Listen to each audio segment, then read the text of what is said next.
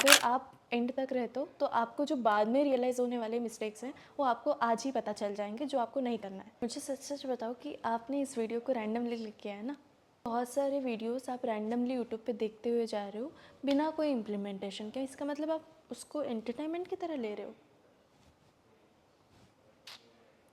मतलब ऐसे वीडियोस को एंटरटेनमेंट की तरह लेना, it is one of the mistake. जो आप अपना टाइम तो वेस्ट कर ही रहे हो, है ना।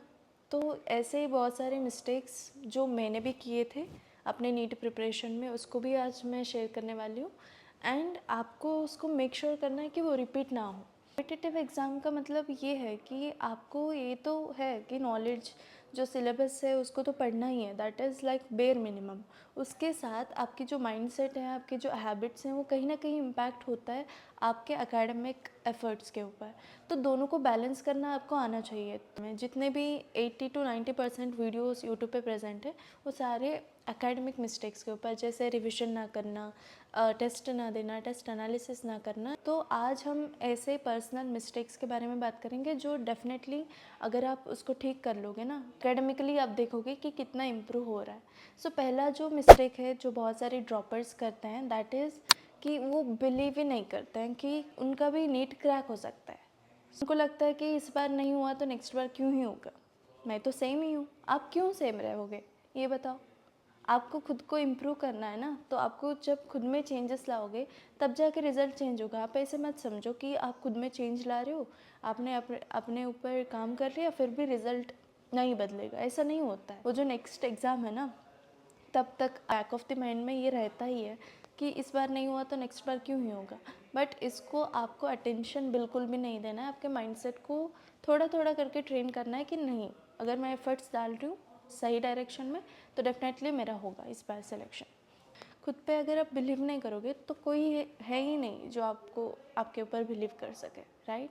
सो आपने चूज़ किया है ड्रॉप ईयर, तो आपको खुद पे बिलीव रखना है कि हो जाएगा। सो सेकेंड मिस्टेक ये करते हैं कि जो मिस्टेक्स उन्होंने करे हैं उसको बार बार वही मिस्टेक्स रिपीट करते जाते हैं, जो कि बहुत ही गलत है, जो आपको एक लूप में डाल देता है, जिसकी वजह से आप मतलब ना ही नए मिस्टेक्स कर सकते हो। देखो प्रिपरेटरी फेज़ है तो आपके मिस्टेक्स होना ही है, लेकिन आप नए मिस्टेक्स को चांस ही नहीं दोगे जब आप खुद में वही मिस्टेक्स दोहरा रहे हो, ठीक। तो आज अगर कोई आप मिस्टेक्स कर रहे हो तो आपको डेली नोट डाउन करना है, ये मिस्टेक्स मैंने आज किए हैं, इसको मेक श्योर कि कल ना हो। वो मिस्टेक्स ये भी हो सकता है कि एक बार टेस्ट मिस हो गया, फिर आपने उसको फिर से आपने टेस्ट स्किप कर दिया क्योंकि आपने पिछले बार स्किप किया था।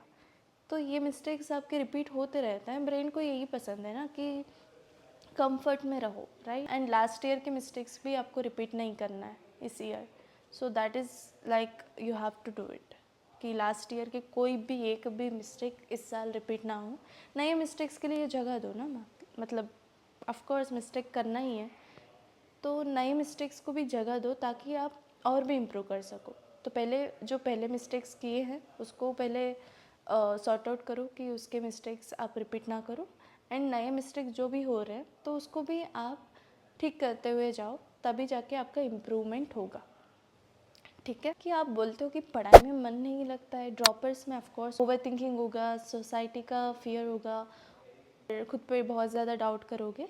बट मुझे एक बात बताओ कि आप जब भी पढ़ाई करते हो तो आपको ऐसा लगता है कि आपने कुछ गलत किया है? मतलब आपको खुशी नहीं होता है, मतलब आपको फील नहीं होता कि मैंने इतनी आवर्स पढ़ाई की है, इतनी मैंने सिलेबस कंप्लीट किया? आपको बिल्कुल खुश होगा, क्योंकि आप एक बार भी अगर आपने कभी भी 10 घंटे भी नहीं पढ़े हैं तो आप एक बार सोच के देखो कि आपने 10 घंटे पढ़ लिए तो आपको कैसे फील होगा। जब भी आप कुछ भी पढ़ते हो ना तो वो कभी भी आपको रिग्रेट या फिर नेगेटिव फीलिंग नहीं देता है, वो हमेशा पॉजिटिव देता है, क्योंकि back of the mind brain को भी पता है कि ये आपके सेल्फ इम्प्रूवमेंट के लिए है। आई नो कि ये टेम्प्रोरी प्लेजर नहीं है जो आपको मतलब जैसे रील्स यूट्यूब वीडियोस देख के आपको मिलता है, वो थोड़े समय तक रहता है बट लॉन्ग टर्म तक नहीं रहता है, क्योंकि वो ऐसे इंस्टेंट में आता है इंस्टेंट में जाता है। लेकिन ये जो हैप्पीनेस है जो आप पढ़ाई करते हो तो वो लॉन्ग टर्म तक रहता है। जब मैं 16 आवर्स पढ़ती थी तो मुझे अभी अभी भी मुझे प्राउड फील होता है। आपका माइंड तो प्रोक्रेस्टिनेट करेगा ही, बट आपको नहीं करना है। आपका जो अटेंशन है वो ज़्यादातर वो जो फाइनल वाला चीज़ है ना, जहाँ पे आपको हैप्पीनेस फील होता है, उसको सोच के आपको स्टार्ट करना है। At the end of the day आपको सेटिस्फैक्शन फील होना चाहिए, रिग्रेट बिल्कुल भी नहीं। ये डेली बेसिस पे आपको मेक श्योर करना है कि आपको मुश्किल लगे, जितना भी मुश्किल लगे आपको पढ़ाई करना है, क्योंकि आपको वो हैप्पीनेस चाहिए जो आपको पढ़ाई करने के बाद मिलता है। ठीक है, तो ये मिस्टेक्स बिल्कुल भी मत करना कि आपको पढ़ाई करने का मन नहीं कर रहा है इसलिए मैंने नहीं पढ़ रही हूँ, या फिर मैंने ब्रेक लिया है। ये सारी चीज़ें जो लूप में आपको डाल देते हैं, जहाँ से बाहर निकलना बहुत मुश्किल है। ठीक है, जब पढ़ाई करने का मन नहीं कर रहा है, ठीक है, एक दिन तो चलता है, बट उसको नेक्स्ट डे रिपीट नहीं करना है।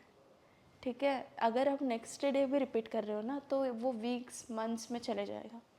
ठीक है, समझो ना। ठीक है, अभी हम आते हैं फोर्थ मिस्टेक के ऊपर। फोर्थ मिस्टेक है जो बहुत ज़्यादा पर्सनल है, लाइक खुद को टाइम ना देना। मतलब आई नो, आई अंडरस्टैंड कि आपको अंदर प्रेशर है कि इस साल में नहीं होगा तो क्या होगा, वॉट एवर, बट खुद को टाइम दो। मतलब मैं अगर मेरी एक्सपीरियंस से बताऊँ ना, तो मुझे एक चीज़ था कि मैं बहुत सारे टारगेट्स रखती थी जो कि अनरियलिस्टिक थे, फिर भी मैं बहुत सारे टारगेट्स कंप्लीट कर लेती थी। तो मुझे लगता था कि यही सही मेथड है। ठीक है, फिर मैं जैसे जैसे आगे बढ़ा तो मैं एग्जॉस्ट हो गई, बिल्कुल भी एग्जॉस्ट।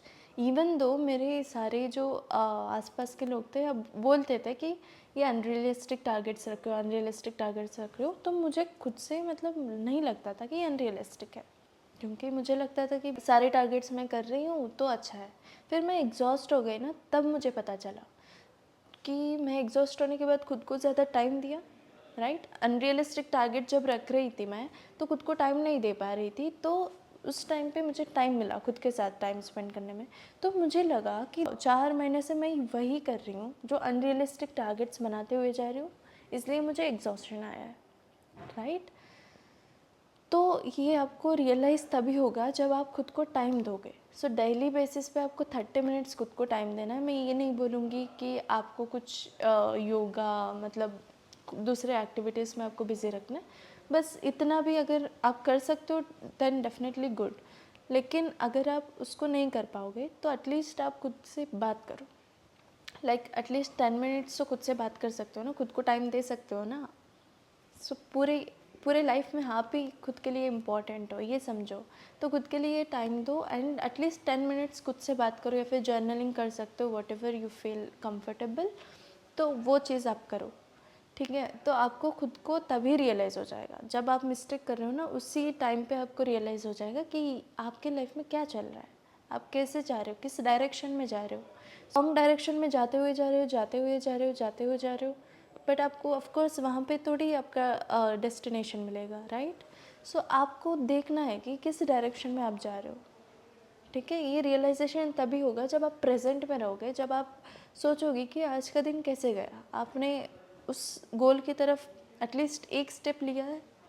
अगर नहीं, आपने अगर रास्ता बदल लिया है, आपने रॉन्ग डायरेक्शन चूज़ किया है, then definitely you will lose, right. So इसलिए ये है कि आपको जल्दी रियलाइजेशन होने के लिए आपको खुद को टाइम देना ही पड़ेगा, राइट।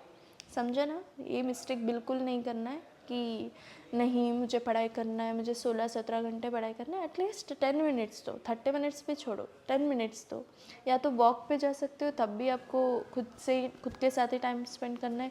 नो, कोई सॉन्ग वगैरह नहीं सुनना है। ठीक है, खुद को, अपना माइंड और आप, बस। ठीक है, खुद को टाइम देना है, बिल्कुल कॉम्प्रोमाइज़ नहीं खुद के साथ, कोई भी कॉम्प्रोमाइज़ नहीं। ठीक है, खुद को टाइम दो, आप ही अपने लाइफ में बहुत ही इम्पोर्टेंट हो। ये एजुकेशन, ये सारे एक फ़ेज़ ऑफ लाइफ है, बस। ये आपको लेट रियलाइज़ होगा, बट हाँ, ये एक फ़ेज़ है। ठीक है, जैसे चाइल्डहुड एक फ़ेज़ था ना, तो उसके बाद ये जो एजुकेशन वाला फ़ेज़, फिर आएगा जॉब वाला, तो ऐसे सारे फेजेस हैं। लेकिन आपको खुद को टाइम देना, it is like you have to do it, right.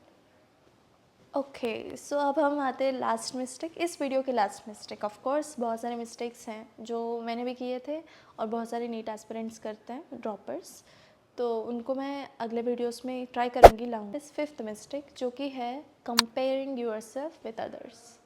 मुझे पता है कि ड्रॉपर्स हो तो आप सेम स्ट्रीम जो इस बार नीट में सिलेक्शन हो गया, उनका अच्छा हो गया, उनसे तो कंपेयर करते ही हो। उसके साथ आप उनसे भी कंपेयर करते हो जो दूसरे स्ट्रीम में है, कॉमर्स में है, आर्ट्स में है। आपको लगता है कि वो एटलीस्ट कुछ ना कुछ कर रहे हैं, आप टाइम वेस्ट कर रहे हो।